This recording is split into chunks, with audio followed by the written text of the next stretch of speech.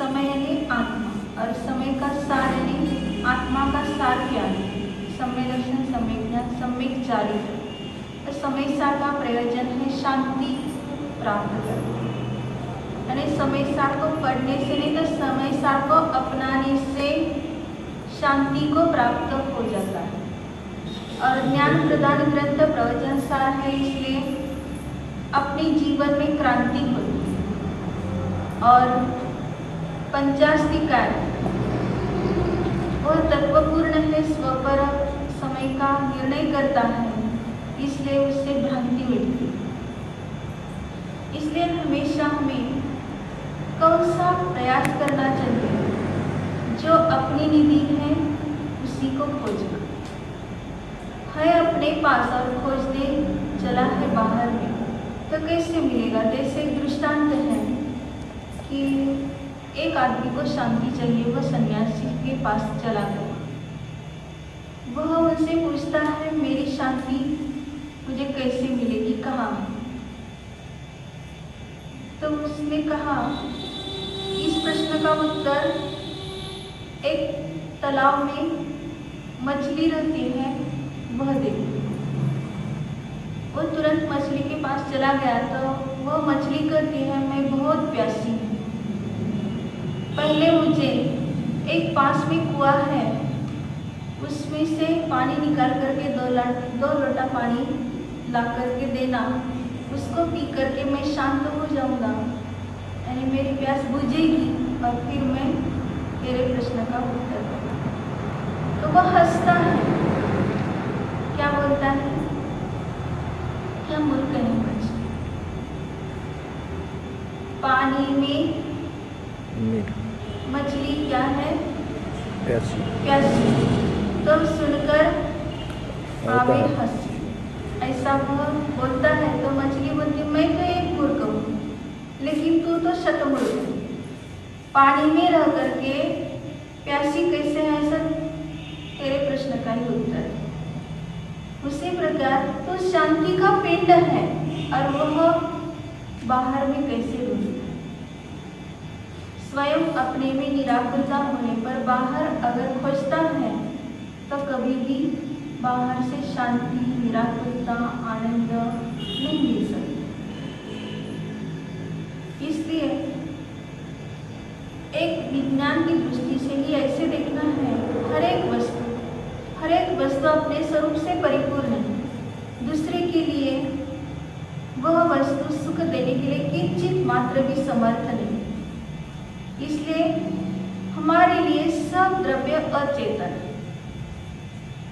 अचेतन में मैं चेतन, मेरा ज्ञान आनंद गुण मेरे में कार्य करता है, उसी से मेरा प्रयोजन है, दूसरों से प्रयोजन नहीं। इसलिए मेरे लिए दूसरा जो भी जड़ है। तो इतना हम अपरिचित के समान हर एक के साथ बर्ताव करें तो न्यायिकता अपने आप आ जाती है। लेकिन जिसके साथ परिचय है उसके साथ परिचय करने की हमारी इतनी जिज्ञासा रहती है, वो कौन है, कहाँ से आया है, उसको क्या चाहिए। लेकिन स्वयं को ये प्रश्न पूछना चाहिए, मैं कौन हूँ, कहाँ से आया हूँ और मुझे क्या चाहिए। तो मैं एक जीव ज्ञान दर्शन स्वभाव वाला हूँ और कहीं से भी आना जाना मेरा काम ही नहीं है, सिर्फ स्वभाव में रहना ही मेरा काम है, जानना मात्र। इसको छोड़ करके और कुछ भी हमारे जीवन का प्रयोजन नहीं। लेकिन इस प्रयोजन को छोड़ करके हम अब एक समय ऐसा बिता रहे, वह अपूर्व समय स्वभाव से शून्य ऐसा ही चला जा रहा है, खो रहा है। उसका हमें कुछ भी रंज नहीं है। लेकिन हमारी एक चीज कुछ गुम गई है, संयोग में आएगी तो हमारी कौन सी चीज गुम गई? तो कहते हैं ये अंगूठी हीरे की थी हो गई। और सही बात ऐसी हो गई है। एक बार वर्णी जी की अंगूठी हीरे की गुम गई थी और किसी छोटे बच्चे को मिली। तो उस अंगूठी को ढूंढते ढूंढते वे हैरान हो गए हैं। उस बच्चे के ख्याल में आ गया है शायद ये अंगूठी ढूंढ रहे हैं, तो तुरंत सामने दिखा करके बोलता है, देखो ये अंगूठी आपकी है क्या? तो वर्दी जी ने अपनी अंगूठी देख करके बहुत प्रसन्न हो गए हैं और उस बच्चे को गले लगाए। तो वो बच्चा उनको बोल देता, आप ब्रह्मचारी हैं, आपको हीरे की अंगूठी से क्या प्रयोजन? जिसको पाकर के आप इतने आकुलता से सोच रहे थे, दुखी हो रहे थे, तो ब्रह्मचर्य कहाँ रहता है? ब्रह्म स्वभाव किसको कहते हैं? हर समय निराकुल आनंद से जीना है। अगर हमारा विचार चेतन में चला जाए तो भी ब्रह्म स्वभाव से दूर रहे, और अचेतन वस्तु में भी विचार चला जाए, उसके बिना हमारा जीवन नहीं समझे तो भी अब्रह्म हो गया। क्योंकि एक सिर्फ इसकी इतनी व्याख्या ही नहीं है, तो स्वरूप इतना व्यापक है कि ब्रह्म स्वभाव ज्ञान स्वभाव, ज्ञान की शुद्धता जाने तो ब्रह्मचर्य सहज अवतरता, ज्ञान की शुद्धता नहीं जाने तो ये सब परद्रव्य तो अपना स्वरूप अपने में है और वो हमारे लिए प्रयोजनभूत नहीं हो करके उसके पीछे लग रहे हैं और उसके लिए हम बेचैन हो रहे हैं, तो कहते हैं कि ज्ञान को अशुचि कर दे। ज्ञान तो पवित्र है और पवित्र होकर के भी हम सभी परद्रव्यों के साथ लगाव रख रहे हैं, तो ब्रह्म स्वभाव को प्राप्त नहीं कर सकते, नहीं जान सकते। तो अपने आप ऐसा ब्रह्मचर्य अवतरित होगा तो क्या हो जाता है? वो पूर्ण शांति को प्राप्त हो जाता। हर एक जीव का प्रयोजन शांति होने पर भी अशांति का कारण कर रहा है, उपाय के बदले अपाय कर रहा है।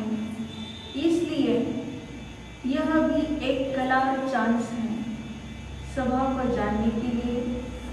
यह पंचेंद्रिय संज्ञी अवस्था, पर्याप्त अवस्था प्राप्त होकर के भी अगर हमने इस अवसर को ऐसे ही गंवाया तो कुछ भी लाभ नहीं। तो यह जीवन की कला हर समय हमें सीखनी है। कर्म का उदय आता है, उसी समय भी यह जीवन की कला सीखनी। हर एक उदय बताता है, देखो मन के माफिक हो लगता है यह कल्पना है, यह तो सब पराई है, भुलावा है, माया जाल है, इंद्रजाल है। मन के माफिक होने पर भी उसमें ही न्यायता रखना। तो मन के माफिक है, यह भाव ही खत्म हो जाता, पुण्य का उदय। और पाप के उदय में पुण्य के लिए तरस रहे हैं तो भी न्यायिकता नहीं होता। तो पाप के उदय में भी हमें सबक मिलते हैं। हमने पूर्व में ऐसे ऐसे भाव किए हैं, उसी का ही यह फल है। फिर अभी उसको निमित्त पाकर के हम ऐसे फिर परिणाम करें तो फिर आगे यही परंपरा रहेगी। इसलिए अभी मुझे क्या कर्तव्य है? सिर्फ न्यायिक रहना, इतना ही कर्तव्य। न्यायिकता को छोड़कर अन्य कुछ भी हम कर ही नहीं सकते। एक आदमी का दृष्टांत नहीं, वो बहुत करोड़पति है, उसको एक ही लड़का है, अमरचंद नाम के समान, अमीर है और अमर भी। अमीर ने अपने ज्ञान दर्शन आदि गुणों से परिपूर्ण स्वभाव जाने तो अमीर, और जन्म मरण से रहित स्वभाव को जाने तो अमर। लेकिन नाम के समान वह काम नहीं करता, इतना कंजूस है। पिताजी तो और माताजी दोनों भी स्वर्गवासी हो गए। एक ही लड़का वह अपनी पूंजी को इतना संभाल करके रखता है। सभी घर के नौकर चाकर आदि बहुत हैरान हो गए, बहुत बार समझाते हैं इतनी स्थिति का क्या करना है। अच्छी तरह से उसका उपभोग करे, दान दे तो कुछ लाभ, तो वो कुछ भी नहीं माने। किसी को तनख्वाह देना, अपने लिए कुछ भोग की सामग्री लेना, इन सब में कंजूसी की है, वह कुछ नहीं करता है तो एक एक नौकर उनको छोड़कर चले। जो उनके पिताजी की अवस्था में बहुत काम करते थे और अच्छी लगन से रहते थे, प्रेम से रहते थे, लेकिन अब कोई भी नहीं रहने के लिए राजी हो, तो भी वह कुछ ऐसा उसकी तरफ से विचार नहीं करता है कि यह मेरी गलती है और मुझे सुधारना चाहिए और मेरे खाने का आदि सुविधा सब चला गया है तो ये भी ठीक नहीं लगा, तो ये उसके विचार ही नहीं है। तो उसने एक दिन क्या किया है, होटल में गया, वहाँ खाने पर बिल पूछता है तो बिल देख करके वो चकरा जाता है। एक भोजन के लिए इतना बिल मैं कैसे दे सकती, कंजूस है तो वो देने के लिए भी हिचकिचाता है। तो तुरंत कह देता है मेरे पास इतना पैसा तो नहीं। वो होटल वाला बोलता है बिल पेमेंट करो, और वो बोलता है मैं कैसे करूं। अब आपके कोई जूठे बर्तन है तो उसको मांझ करके रखूंगा, और उसने मांझ करके दे, लेकिन पैसा नहीं। तो उसको आदत ऐसी बन गई है, खाना तो मजबूरी है, अब पैसा तो खर्च नहीं करना है, नौकर चाकर तो चले गए हैं और होटल में खाया तो इतना बिल आता है, तो कहता है रोज मैं आपके जूठे बर्तन मांझ दूंगा और यहीं पर खाना खाऊं। तो बच्चा कुचा वो जूठन आदि खाता है, उसमें पेट भरता है और बर्तन मांझ करके रखता है, और ऐसा बीमार हो गया है तो वो औषधि के लिए भी पैसा खर्च नहीं, बोलता है इतना पैसा कहाँ से लाए, इतना औषध बहुत महंगा है। ऐसा सोच करके वो अब खाना भी नहीं खाता है और औषध भी नहीं करता है और उसकी जीवन चला गया। क्या किया है पैसे का, न दान किया है न भोग किया है, तो तीसरी गति क्या होती है, नाश। किसकी कहानी है, उसकी है, हमारी। तो हम भी क्या कर रहे हैं, ज्ञान, दर्शन, आनंद, चारित्र, वीर्य आदि अनंत गुणों का यह हमारा चैतन्य पिंड अनंत गुणों का वैभव, तो भी इस वैभव को नहीं भोग रहे हैं, न किसी को भोगने के लिए प्रेरित करें। सिर्फ क्या है, उसको देखना नहीं, भिखारी के समान, वो तो होटल में खा करके जूता खा करके बर्तन मांझता था। हम क्या करते हैं, हम भी ढूंढ रहे दुनिया पराई धुन, पराई धुन में पाप और पुण्य। क्या करते हैं, पराई धुन में ऐसे रहे हैं तो पाप और पुण्य के अलावा और कुछ भी नहीं मिलता है, जो इससे अलग शुद्धात्मा शुद्धोपयोग में रहे तो पूर्ण शांति,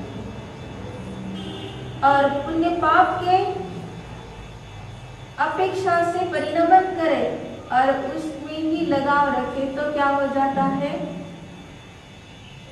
छाया और माया जैसी एक रहती है, उसी प्रकार इंद्रजाल में अटक जाती है। कहते हैं ना, छाया माया एक है, घटे बड़े जिन मानस, इनके संगति जे लगे उन्हें कछु हाथ नहीं। क्या बोलते हैं कि छाया ने, जो हम देखते हैं अभी कितने बजे हैं, 9 बजने वाले, तो बाहर में देखें तो छाया कहाँ ही है सब जानते हैं। फिर 10 बजे कहाँ जाती है, देखते देखते आगे निकल जाती है।